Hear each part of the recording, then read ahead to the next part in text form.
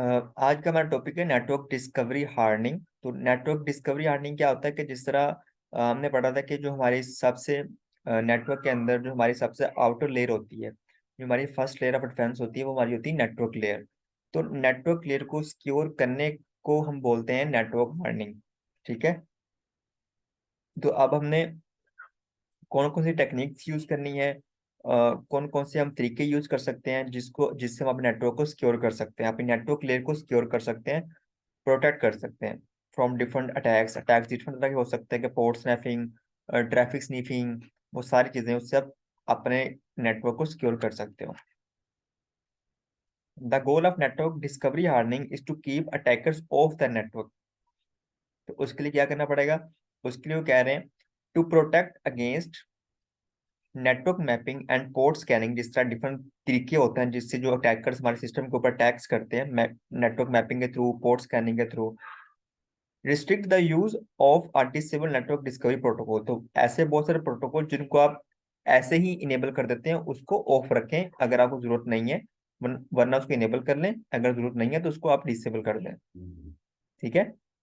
तो उसको आप इंटेंशनली जो ना वो इनेबल करके ना रखें। जिस तरह आईसीएम प्रोटोकॉल होता है। आईसीएम प्रोटोकॉल क्या होता है कि जब भी हमने किसी सर्वर से अपने रीचेबिलिटी चेक करनी हो तो उसको हम पिंग करके देखते हैं। तो उसके लिए हम आईसीएम प्रोटोकॉल का यूज करते हैं। ठीक है। तो अगर ये ऑफ होगा आपके सिक्योरिटी ग्रुप के अंदर, तो आपके सर्वर के सिक्योरिटी ग्रुप के अंदर, तो कोई भी आपके सर्वर को रीच नहीं कर पाएगा। ठीक है। इसी तरह सिंपल नेटवर्क मैनेजमेंट प्रोटोकॉल, ये भी हमारे पास एक प्रोटोकॉल होता है एसएनएमपी, जो थोड़ा अनसिक्योर माना जाता है प्रोटोकॉल। तो इसको भी हम क्या करते हैं, डिसेबल करके ही रखते हैं अपने नेटवर्क के अंदर। ठीक है। तो ये एक तरीका होता है जिससे आप अपने नेटवर्क को सिक्योर कर सकते हैं। To protect against traffic sniffing consider following measures.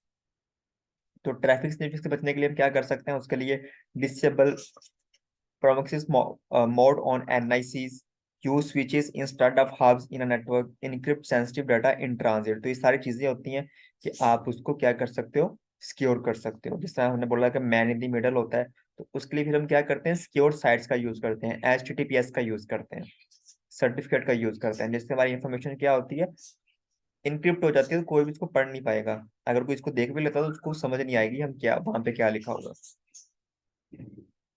इसी तरह क्लाउड के अंदर, एडब्ल्यूएस के अंदर क्या होता है, in AWS cloud use Amazon inspector service to discover unintended network explore vulnerabilities.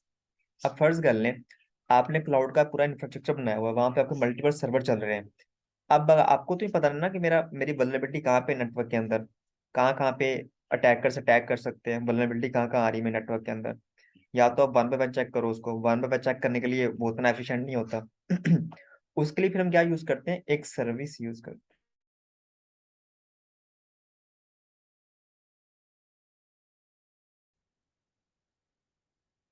तो अपने नेटवर्क को सिक्योर करने के लिए हम, अगर हमें नहीं पता कि वल्नरेबिलिटी कहाँ कहाँ पे है, हमारा नेटवर्क बहुत बड़ा है, तो उसके लिए फिर एक सर्विस अमेजोन हमें देता है जिसका नाम है अमेजोन इंस्पेक्टर।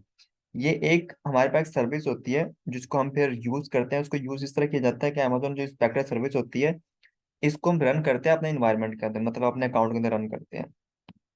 तो हमारे अकाउंट के अंदर जो जो वल्नरेबिलिटीज होती हैं, नेटवर्क वल्नरेबिलिटीज जहाँ से अटैक हो सकते हैं, वो हमें ये फाइंड करके बताता है कि आपके अकाउंट के अंदर या आपके सर्वर्स के नेटवर्क लेयर के ऊपर ये वल्नरेबिलिटीज हैं, इनको यहाँ से रिमूव कर लें। तो फिर हम उसके अगेंस्ट डिफरेंट मेजर्स करते हैं, उसको वहां पे रिमूव करते हैं।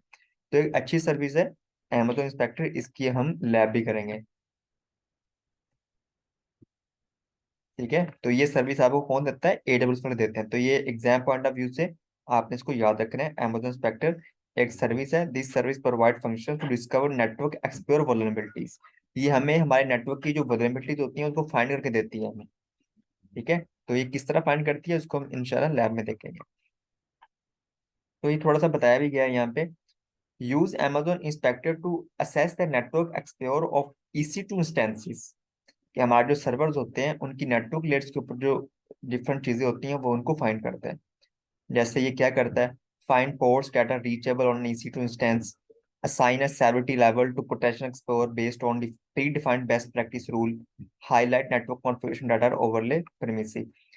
ये क्या करता है कि हमें ना ये बेस्ट प्रैक्टिसेस बताता है कि क्या क्या बेस्ट प्रैक्टिस होनी चाहिए और आप किस तरह अपने सर्वर को लेके चल रहे हो। अगर हमने कहीं वहां पे कोई गलत रूल ऐड किया हुआ है या उसको पब्लिकली ओपन किया हुआ है किसी भी पोर्ट को हमने, ठीक है, और जो हम यूज भी नहीं कर रहे, तो ये उसको फाइंड करेगा। इंस्पेक्टर हमें बताएगा कि यहाँ पे हमने फाइंडिंग की है और यहाँ पे इसको आप रिमूव करें, ठीक है। और इसका जो सेवरिटी लेवल होता है, मतलब हाई, लो, मीडियम, इस तरह करके होता है, ठीक है। जिस तरह यहाँ पे एग्जांपल देख लें, इसने फाइंड किया है, देखा फाइंडिंग, फाइंड में इसने ये बताया कि ये आपका ये सर्वर है जिसका इंस्टेंस आईडी नंबर ये है।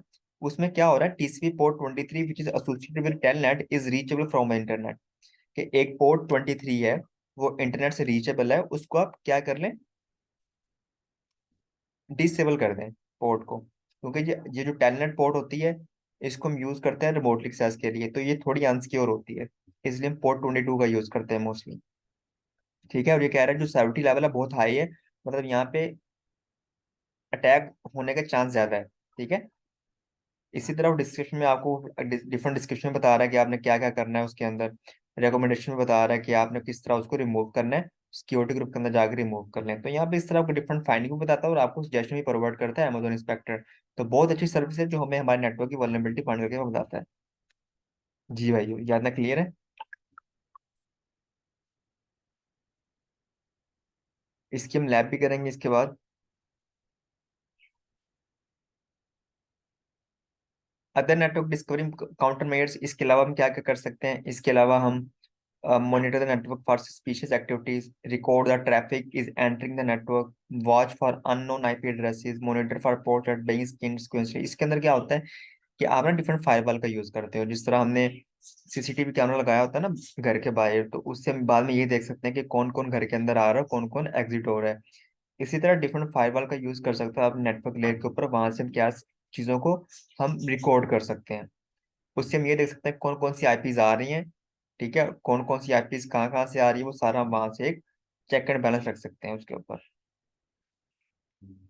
इसी तरह लिमिट रिमोट एडमिनिस्ट्रेशन एक्सेस, कि किसी भी को भी जो एडमिन एक्सेस है वो ज्यादा ना दें, लीस्ट प्रिविलेजेस दें जिसको भी आपने देनी है, वो सारी आपको यहाँ बेस्ट प्रैक्टिस बताई गई है।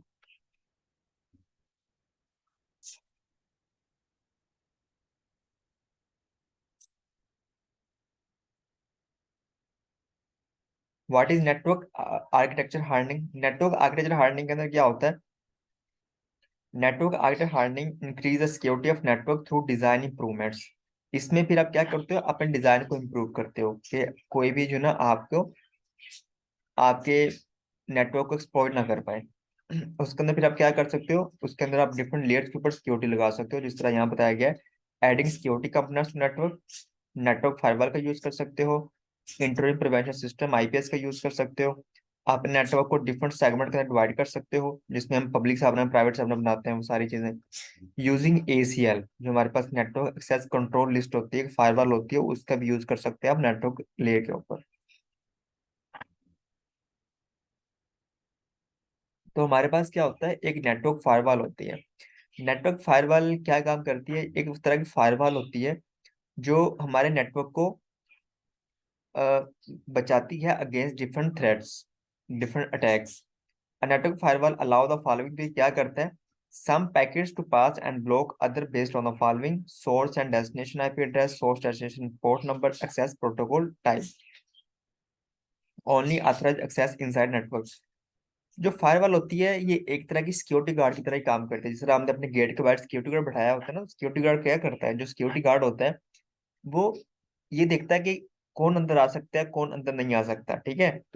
मॉनिटर कर रहा था तमाम चीजों को, कोई ऐसा सस्पिशियस पर्सन जिसको वो थोड़ा सा जो है ना वो उसको लगा कि ये कोई सस्पिशियस है, तो उसको वहीं पे रोक लेगा, अंदर नहीं आने देगा, ठीक है। उसकी पूरी इन्वेस्टिगेशन करेगा, वो सारी चीजें करेगा। इसी तरह हमारा जो नेटवर्क होता है उसके अंदर ट्रैफिक कहीं से भी आ सकती है, तो ट्रैफिक कहीं से भी आ सकती है, तो वहां पे उस ट्रैफिक को फिल्टर करने के लिए हम क्या करते हैं, नेटवर्क फायरवॉल का यूज करते हैं। नेटवर्क फायरवॉल क्या करती है, नेटवर्क फायरवॉल हमारी जो ट्रैफिक आ रही होती है इंटरनेट से हमारे सर्वर तक, उसको फिल्टर कर रही होती है।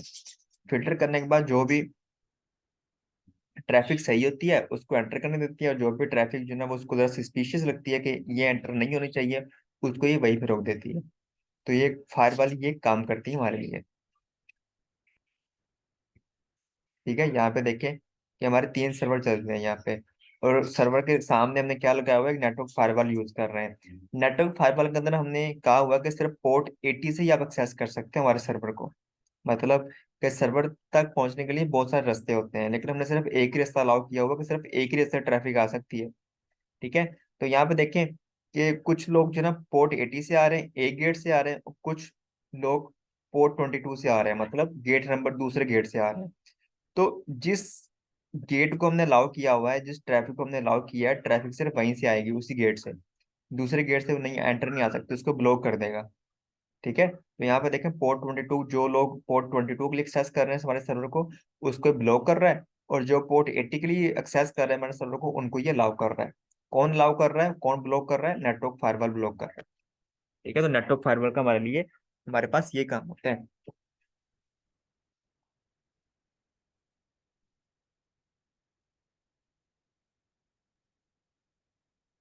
नेटवर्क फायरवॉल बेस्ट प्रैक्टिसेस क्या होती हैं? Start by explicitly denying all traffic, कि सबसे पहले आप तमाम ट्रैफिक को डिनाई करें, सिर्फ उसी ट्रैफिक को अलाउ करें जिसकी आपको जरूरत है। ठीक है। तो ये कुछ इनकी बेस्ट प्रैक्टिसेस है। Place the firewall as close as to the traffic source as possible, कि उसको अपने सर्वर के जो ना वो करीब तर लगाएं फायरवॉल को। Supplement network firewall with application firewall. तो ये डिफरेंट चीजें हैं जिनको हम यूज कर सकते हैं अपने नेटवर्क के ऊपर।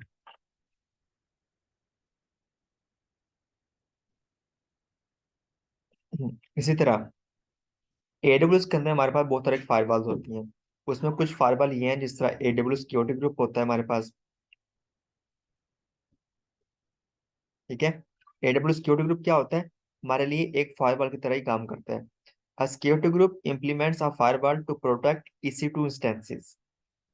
तो सिक्योरिटी ग्रुप एक फायरवॉल है, लेकिन ये नेटवर्क लेयर के ऊपर नहीं लगती। ये लगती है होस्ट लेयर के ऊपर या होस्ट लेवल के ऊपर, हमारी EC2 के ऊपर लगती है सिक्योरिटी ग्रुप। ठीक है। Act like a built-in firewall for instances are associated with network interfaces or an instance. Define allow rules that determine the access to an instance.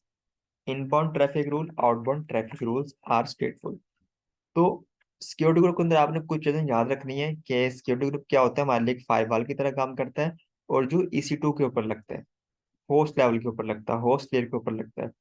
दूसरी बात, कि इसमें हम सिर्फ चीजों को अलाउ कर सकते हैं, डिनाई नहीं कर सकते।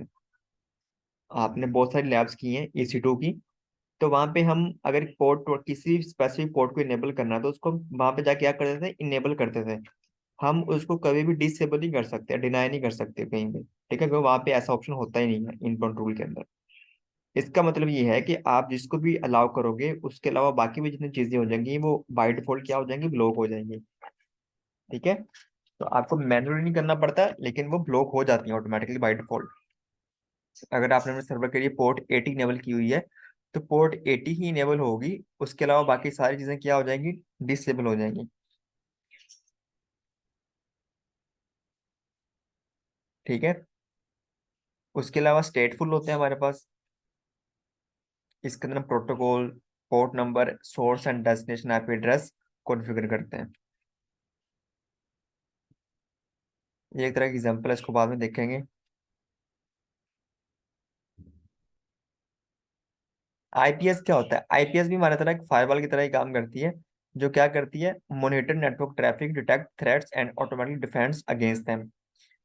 कि हम नेटवर्क फायरवॉल का भी यूज कर सकते हैं, हम आईपीएस का यूज भी कर सकते हैं, जिसको हम बोलते हैं intrusion prevention system.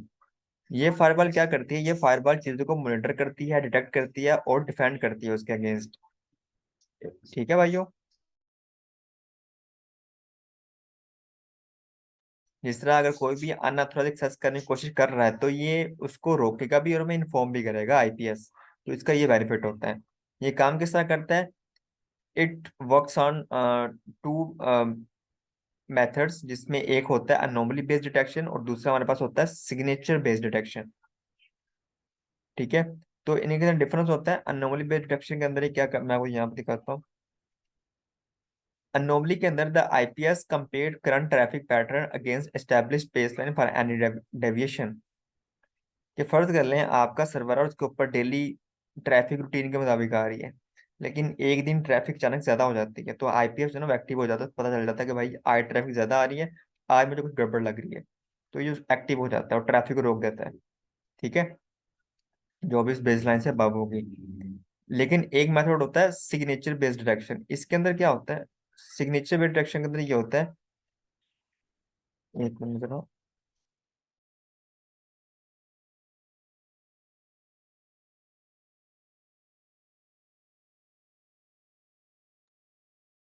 Signature based detection के अंदर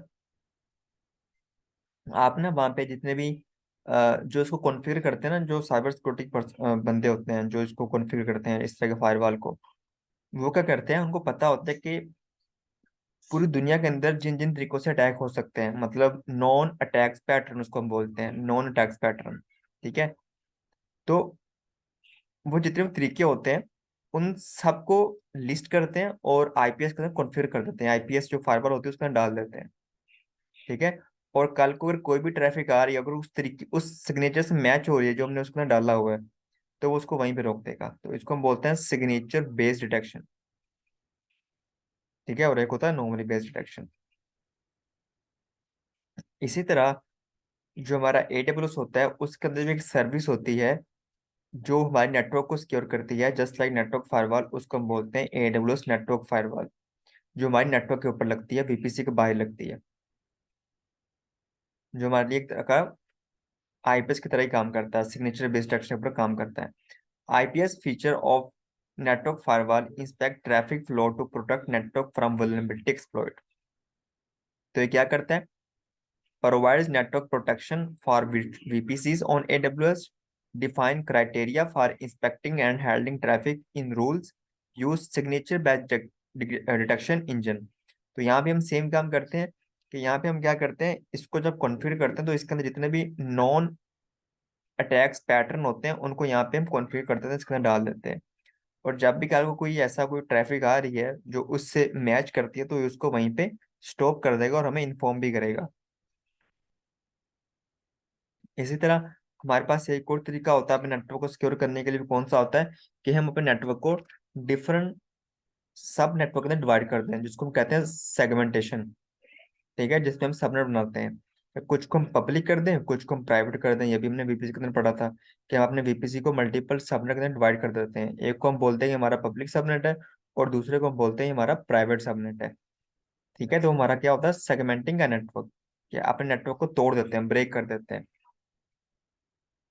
जिस तरह यहाँ पे देखें कि हमने इसको ब्रेक कर दिया, यहाँ पे हमने एक को पब्लिक कर दिया, एक को हमने प्राइवेट कर दिया, और उसके ऊपर अलग अलग हमने रूल्स ऐड कर दिए। तो इस तरह हमारा जो नेटवर्क होता है वो सिक्योर हो जाता है इस तरह।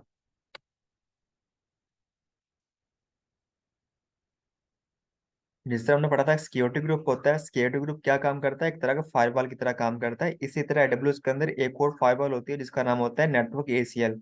नेटवर्क एसीएल भी आपका सिक्योरिटी फायरवॉल की तरह ही काम करता है, but it acts at a subnet level, मतलब नेटवर्क लेवल। जो हमारा सिक्योरिटी ग्रुप होता है वो हमारे सर्वर के ऊपर लगता है, नेटवर्क एसीएल हमारे सबनेट के ऊपर लगता है। सिक्योरिटी ग्रुप स्टेटफुल होता है, नेटवर्क एसीएल स्टेटलेस होता है। सिक्योरिटी ग्रुप के अंदर हम सिर्फ अलाउ करते हैं, डिनाई नहीं कर सकते। नेटवर्क एसीएल के अंदर हम अलाउ भी कर सकते हैं, डिनाई भी कर सकते हैं ट्रैफिक को। ठीक है, तो कुछ ये बेसिक चीजें हैं, कुछ कंपैरिजन है जो आपने याद रखना है एनएससीएल के दरमियान और नेटवर्क एसीएल के अंदर, सिक्योरिटी ग्रुप और नेटवर्क एसीएल के अंदर। तो ये हमारा एक तरह का लेयर सिक्योरिटी मॉडल स्ट्रक्चर है जिसमें हम देखें क्या किया हुआ है। एक वीपीसी है हमारे पास, और वीपीसी को हमने सेगमेंटेशन की हुई है वीपीसी की, कि हमने दो पार्ट में डिवाइड कर दिया। एक हमारा पब्लिक सबनेट है और एक हमारा प्राइवेट सबनेट है। सबनेट के ऊपर हमने नेटवर्क एसीएल फायरवॉल कॉन्फ़िगर की हुई है, और जो हमारा EC2 या सर्वर है उसके ऊपर हमने सिक्योरिटी को कॉन्फ़िगर किया हुआ है। तो हमने यहाँ पे देखिए हर लेयर के ऊपर सिक्योरिटी लगाई हुई है अपने मॉड्यूल को, अपने इंफ्रास्ट्रक्चर को सिक्योर करने के लिए। तो ये ज्यादा सिक्योर माना जाएगा। ठीक है भाइयों, क्लियर है यहाँ तक? मुझे कंफर्म कर दें प्लीज। तो अभी हमने बात की थी नेटवर्क हार्डनिंग की, नेटवर्क को सिक्योर किस तरह किया जाता है। तो उसको सिक्योर करने के लिए हमने पढ़ा कि डिफरेंट हमारे पास फायरवॉल यूज होती हैं, उसका हम यूज करते हैं। इसी तरह अब हम पढ़ेंगे सिस्टम हार्डनिंग। सिस्टम हार्डनिंग के अंदर हम अपने सिस्टम को सिक्योर करते हैं। जो हमारा एक्चुअल फिजिकल सर्वर होता है उसको हम सिक्योर करने की बात करते हैं सिस्टम हार्डनिंग के अंदर, ठीक है। तो नेटवर्क को सिक्योर करने के लिए तो हम डिफरेंट क्या करते हैं, ये देखिए। फर्स्ट लेयर आउट, जो हमारी आउटर लेयर होती है, फर्स्ट लेयर ऑफ डिफेंस होती है, उसको हम बोलते हैं नेटवर्क लेयर। सेकंड होती है सिस्टम हार्डनिंग, सिस्टम को किस तरह सिक्योर करना है। तो सिस्टम को सिक्योर करने के लिए ना फिर हम वहां पे डिफरेंट टेक्निक्स का यूज करते हैं।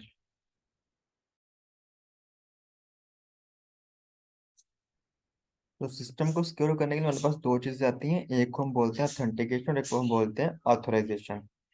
अकाउंटिंग हमारे पास आता है जिसमें हम इंफॉर्मेशन को गेट करते हैं। अच्छा, हम बात करते हैं ऑथेंटिकेशन और ऑथराइजेशन के अंदर क्या डिफरेंस होता है। ऑथेंटिकेशन एंड ऑथराइजेशन के अंदर ये डिफरेंस होता है कि अगर मैं आपको आसान जुबान में समझाऊं, जिस तरह फर्ज कर लें, एक पर्सन है, कोई भी बंदा है, आपने अगर ये देखना हो क्या क्या ये गाड़ी चला सकता है, ठीक है, क्या ऑथेंटिकेट है, ठीक है। तो हम क्या करते हैं, उसका लाइसेंस चेक करते हैं, ड्राइविंग लाइसेंस अगर तो बना हुआ है तो इसका मतलब वो गाड़ी चला सकता है, ऑथेंटिकेट है। वो ऑथेंटिकेट हो गया, ठीक है, गाड़ी चला सकता है, उसको हम गाड़ी हैंड ओवर कर सकते हैं। अभी की नहीं है बट कर सकते हैं। लेकिन फिर हम ये देखते हैं कि ये गाड़ी तो चला तो सकता है, बट ये कौन सी गाड़ी चलाने का अहल है, कौन सी गाड़ी चला सकता है। एलटीवी लाइसेंस है इसके पास या एचटीवी लाइसेंस है। तो वो होता है ऑथोराइज, कि ये कौन सी गाड़ी चलाने का इसके पास ऑथराइजेशन है, ठीक है। तो ये दो चीजें होती हैं, एक होता है ऑथेंटिकेशन और एक होता है ऑथराइजेशन। जिसमें अगर हम जहाँ बात करें तो इसके अंदर हम क्या करते हैं कि अगर किसी भी पर्सन ने आपके अकाउंट की एक्सेस लेनी है, एडब्ल्यूएस अकाउंट की हो गया, सिस्टम की हो गया, एक्सेस लेनी है, तो उसको पहले ऑथेंटिकेट करते हो। ऑथेंटिकेट करते हो आप उसको क्रेडेंशियल्स के थ्रू, आप उसको क्रेडेंशियल्स क्रिएट करते हो। वो क्रेडेंशियल्स क्या करेंगे, तो ऑथेंटिकेट करेंगे उसको। लोग वो जब क्रेडेंशियल डालेगा उसके अंदर, अगर तो ऑथेंटिकेट होगा तो वो लॉगिन हो जाएगा। अब लॉगिन होने के बाद सेकंड प्रोसेस स्टार्ट होता है ऑथराइजेशन। ऑथराइजेशन के अंदर ये होता है कि अब वो हमारे अकाउंट के अंदर लॉगिन तो हो गया, अब वो कौन कौन से काम परफॉर्म कर सकता है, कौन कौन से काम परफॉर्म करने के लिए ही इज एलिजिबल, वो होता है ऑथराइजेशन। तो ऑथराइजेशन के लिए हम उसके ऊपर डिफरेंट रूल्स साइन करते हैं, उसके ऊपर डिफरेंट परमिशन लगाते हैं, वो सारी चीजें करते हैं। तो ये दो तरीके होते हैं।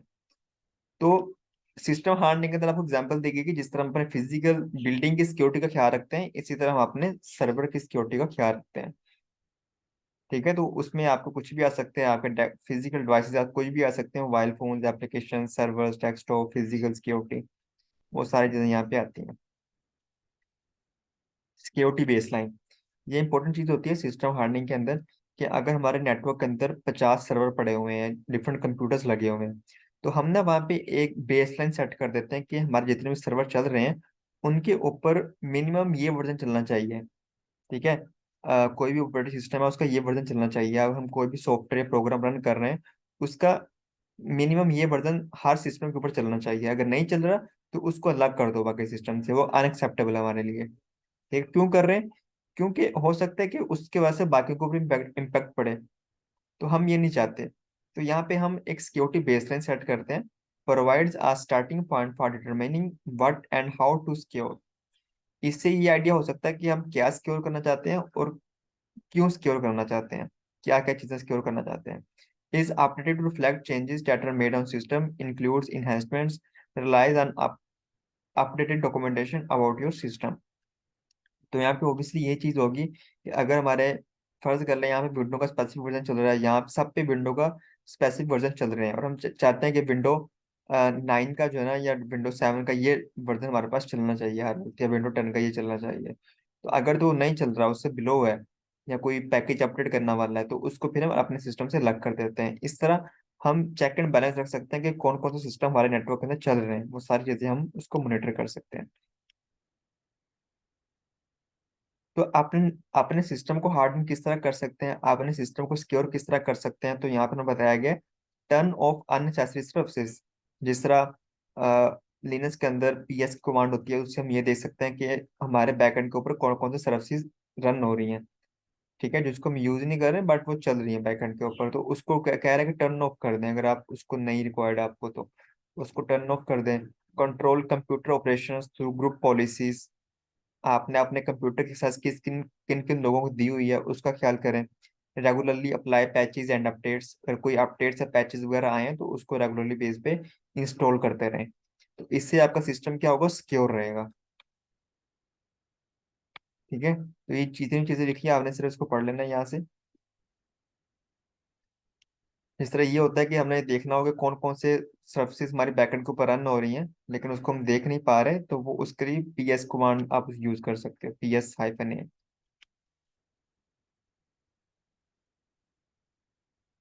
इसी तरह क्या करते हैं, पैचिंग लगाते हैं। ठीक है, हम यही बात कर रहे थे कि हम बेसलाइन सेट कर देते हैं, तो वहां पे हम पैचेस लगाते हैं। पैचेस क्या होते हैं, पैचेस अपडेट्स अपडेशंस होती हैं हमारे पास। जिस तरह आप मोबाइल यूज करते हो किसी भी कंपनी का, तो आपको 1 महीने बाद या 2 महीने बाद आपको नोटिफिकेशन आता है, योर सिस्टम नीडेड अपडेशन। ठीक है, नीडेड अपडेट। तो उसके लिए फिर आप क्या करते हो सकता है कोई सिक्योरिटी पैचेस आया हो वहां पे। ठीक है, या सॉफ्टवेयर के अंदर कोई चेंजिंग की हो उन्होंने, कोई न्यू कोई ना वो एक फंक्शन दे दिया हो मोबाइल के अंदर सॉफ्टवेयर के थ्रू। तो उसको फिर आप क्या करते हो, अपडेट करते हो, अपडेट करते हो अपने सिस्टम को, रीस्टार्ट करते हो मोबाइल को। तो वो उसके मुताबिक फिर काम करता है, जो भी न्यू अपडेशन आई हैं वो अप्लाई हो जाती हैं आपके सिस्टम के अंदर। इसी तरह डिफरेंट पैचेज आते रहते हैं, सिक्योरिटी पैचेज आते रहते हैं हमारे मार्केट के अंदर, कि अगर आप कोई सॉफ्टवेयर यूज कर रहे हो तो उस सॉफ्टवेयर से, ऑपरेटिंग सिस्टम से रिलेटेड डिफरेंट पैचेज आते हैं, तो आप उनको इंस्टॉल करते रहते हो। आपकी कोशिश होती है कि हम हर मंथ जब भी कोई न्यू रिलीज आए, न्यू पैचेज आए, तो हम उसको फौरन से इंस्टॉल कर लें। ठीक है, तो पैचेज करते हो, अपडेट करते हो अपने सिस्टम को, मतलब अप टू डेट रखते हो अपने सिस्टम को। ठीक है, ताकि वो अप टू डेट रहे। और अप टू डेट रहेगा तो इसका मतलब ये है कि वो वहां पे सिक्योर रहेगा, प्रोटेक्ट रहेगा। अगर वो अप टू डेट नहीं रहेगा, आपने उसके ऊपर कोई भी इंस्टॉलेशन नहीं की, पैचेस बहुत पुराने हैं आपके, तो इसका मतलब आपकी सिक्योरिटी अप टू डेट नहीं है, कोई भी न्यू वायरस आके आपके सिस्टम को हैक कर सकता है। ठीक है, ये कोई भी न्यू अटैक जो ना वो अटैक हो सकता है आपके सिस्टम के ऊपर।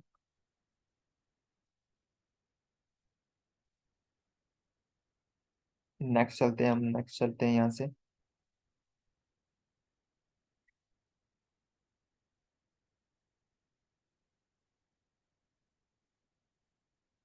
अच्छा, ये चीज होती है सिस्टम हार्डनिंग टूल, जो AWS वाले हमें प्रोवाइड करता है अपने सिस्टम को सिक्योर करने के। ये तो हमने पढ़ लिया। नेटवर्क को सिक्योर करने के लिए AWS जो हमें टूल प्रोवाइड करता है वो कौन से होते हैं, नेटवर्क फायरवॉल होती है, सिक्योरिटी ग्रुप होता है, नेटवर्क ACL होता है। ठीक है, इंस्पेक्टर भी हमने पढ़ लिया। इसी तरह अपने सिस्टम को सिक्योर करने के लिए जो AWS हमें टूल देता है, उसको हम बोलते हैं trusted advisor, Amazon guard duty, Amazon shield and AWS cloud trail. तो डिफरेंट सर्विसेज होती हैं, डिफरेंट टूल्स भी आप इसको बोल सकते हैं, जो हमारे सिस्टम को प्रोटेक्ट करने में हमारी हेल्प करते हैं। ठीक है, तो इसको पढ़ लेते हैं। ट्रस्टेड एडवाइजर क्या होता है, इसके बाद हम डिटेल में पढ़ेंगे, बट यहाँ पे इंट्रोडक्शन ही पढ़ेंगे। Trusted advisor provide recommendations that help you follow best practices. आपका अकाउंट है, आपके अकाउंट के अंदर आप डिफरेंट सर्विस यूज कर रहे हो, वहां पे आप AWS की जो बेस्ट प्रैक्टिसेस हैं उसको फॉलो नहीं कर रहे। तो जो ट्रस्टेड एडवाइजर होता है ना, ये आपको बताता है वहां पे कि कौन कौन सी बेस्ट प्रैक्टिस है जो आपको फॉलो करनी चाहिए, और आप कैसे लेके चल रहे हो अपने अकाउंट को। ठीक है, तो ये एक सर्विस होती है जो हमारे अकाउंट को सिक्योर करती है, हमारे सिस्टम को सिक्योर करती है। इसी तरह गार्ड ड्यूटी होती है। Guard duty is a threat detection service. ये हमारे पास क्या होती है, एक थ्रेट डिटेक्शन सर्विस होती है, जो थ्रेट्स को मॉनिटर करती है। ठीक है, और उनके अगेंस्ट डिफरेंट सजेशन हमें प्रोवाइड करती है गार्ड ड्यूटी। तो आपने याद रखना है, guard duty is a threat detection service, के हमारे अकाउंट के अंदर जो भी कोई थ्रेट आता है वो हमें ये बताता है, गार्ड ड्यूटी। इसी तरह शील्ड होता है, ये भी एक तरह की फायरवॉल होती है, DDoS protection service that safeguard application that run on AWS। और कोई भी सर्विस आपकी चल रही है AWS के ऊपर, वहां पे डीडोस अटैक आते हैं मल्टीपल, जो हम IP से रिक्वेस्ट आ रही होती है आप हमारे सर्वर को डाउन करने के लिए, उसके अगेंस्ट हम AWS शील्ड का यूज कर सकते हैं। ठीक है, इसी तरह क्लाउड ट्रेल भी होता है। क्लाउड ट्रेल हमारे पास मॉनिटरिंग सर्विस होती है। हम इन सब चीजों को लैब में परफॉर्म भी करेंगे और इसको डिटेल में भी पढ़ेंगे। यहाँ पे सिर्फ इंट्रोडक्शन बताया गया, तो आपने यहाँ पे सिर्फ इंट्रोडक्शन ही याद रखना है। वो इतना याद रखना है कि ट्रस्टेड एडवाइजर क्या है, हमारे पास एक टूल होता है जो हमें बेस्ट प्रैक्टिसेस प्रोवाइड करते हैं। गार्ड ड्यूटी क्या होता है, एक थ्रेट डिटेक्शन सर्विस होती है। क्लाउड ट्रेल क्या होता है, क्लाउड ट्रेल हमारे पास एक मॉनिटरिंग सर्विस है, सिर्फ मॉनिटरिंग सर्विस आपने याद रखना है। ठीक है, ऑडिटिंग सिक्योरिटी मॉनिटरिंग सर्विस होती है जो हमारे अकाउंट के अंदर काम कर लेती है। ये किस तरह काम करती है उसको हम देखेंगे। जिस तरह यहाँ पे देखें, हम समटाइम क्या करते हैं, मॉनिटरिंग एंड डिटेक्शन सर्विस मिला के यूज करते हैं। क्यों यूज करते हैं, उसकी एग्जांपल मैं समटाइम बताता हूँ कि जिस तरह देखें एक बैंक है, बैंक के बाद अगर कैमरा लगा हुआ CCTV कैमरा, तो वहां पे फिर हम गार्ड बिठाने की क्या जरूरत है। या अगर गार्ड बैठा हुआ है तो वहां पे हमें कैमरा लगाने की क्या जरूरत है? ठीक है, कैमरा सिर्फ मॉनिटर कर रहा है, और जो गार्ड बाहर बैठा हुआ है ना, वो क्या कर रहा है, उसको डिटेक्ट करता है लोगों को। ठीक है, इसी तरह हम मॉनिटरिंग सर्विस भी यूज करते हैं और थ्रेट मॉनिटरिंग सर्विस भी यूज करते हैं, मतलब गार्ड ड्यूटी भी यूज करते हैं। ठीक है भाइयों, एक मिनट रुके जरा।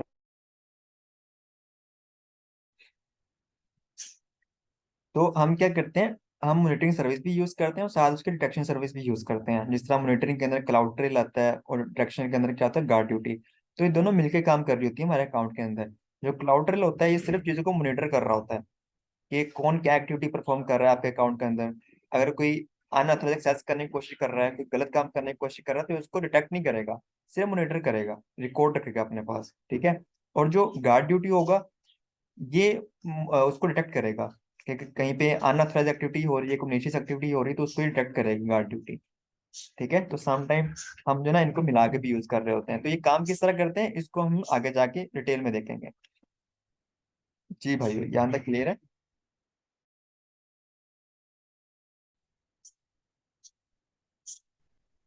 हाँ, यहाँ पे एक चीज रह गई थी कि पैच मैनेजर, जब हम पैचेस लगाते हैं तो अगर हमने एडब्ल्यूएस के ऊपर अपने सिस्टम को पैचेस लगाने हो तो किस तरह लगा सकते हैं? तो उसके लिए हमारे पास एक सर्विस होती है, सिस्टम मैनेजर।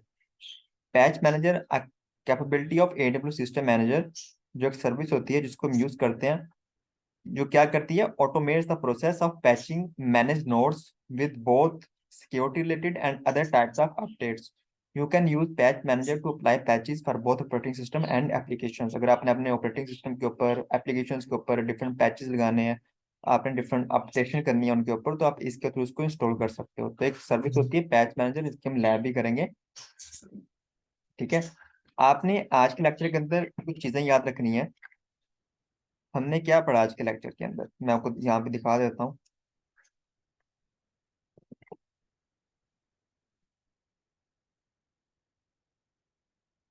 हमने ये पढ़ा कि हम नेटवर्क को किस तरह सिक्योर कर सकते हैं एडब्ल्यूएस के ऊपर। ठीक है, नेटवर्क हार्डनिंग पढ़ा हमने। तो नेटवर्क हार्डनिंग के लिए डिफरेंट सर्विसेज होती हैं, बट जो एडब्ल्यूएस वाले हमें प्रोवाइड करता है वो कौन सर्विसेज होती हैं? एडब्ल्यूएस हमें प्रोवाइड करता है भाइयों, जिस तरह एडब्ल्यूएस नेटवर्क फायरवॉल होती है।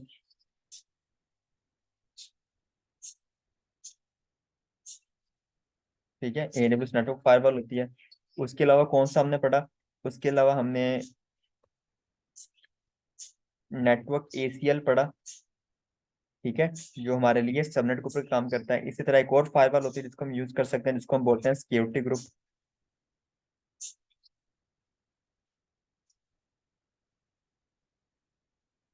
सिक्योरिटी ग्रुप होता है हमारे पास। ठीक है, इसके अलावा हमारे पास एक होता है Amazon इंस्पेक्टर, जो हमारे नेटवर्क की वल्नरेबिलिटीज को फाइंड करके हमें बताता है। तो इनकी डेफिनेशन, ये क्या काम करते हैं आपने याद रखना है। Network firewall, network ACL, security group and Amazon inspector. तो आपने इनका डेफिनेशन याद रखनी है, यही आपसे पूछी जाती है एग्जाम्स के अंदर। इसी तरह फिर हमने पढ़ा हम अपने सिस्टम को किस तरह हार्ड कर सकते हैं।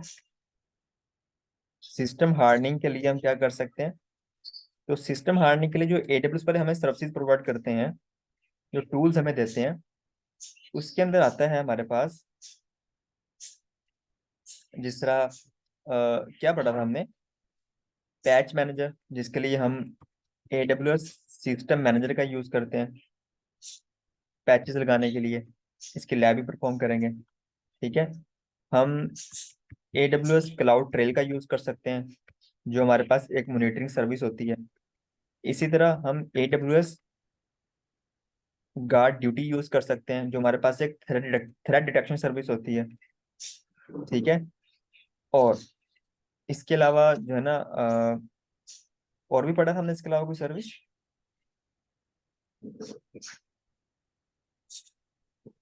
फिलहाल आई थिंक यही थी। ठीक है, तो आपने इन्हीं को याद रखना है और इन्हीं की आपने डेफिनेशन को याद करना है। अगर आप इसको, अभी जो हमने 2 मॉड्यूल पढ़े हैं, अगर आप उसको पीडीएफ स्लाइड को दोबारा पढ़ेंगे तो आपने सिर्फ इन्हीं को पढ़ना है, जहाँ पे ये चीजें लिखी हुई हैं, जहाँ पे एडब्ल्यू सर्विस लिखी हुई है, सिर्फ आपने उसी को रीड करना है, उसी को पढ़ना है, और किसी बाकी जो टॉपिक है उसको आप स्किप कर लें बेशक। ठीक है, जहाँ पे AWS आ रहा है सिर्फ उस टॉपिक को अपन पढ़ना है, उस सर्विस को अपने अच्छे से रिवाइज कर लेना है। जी भाई, क्लियर है यहाँ तक?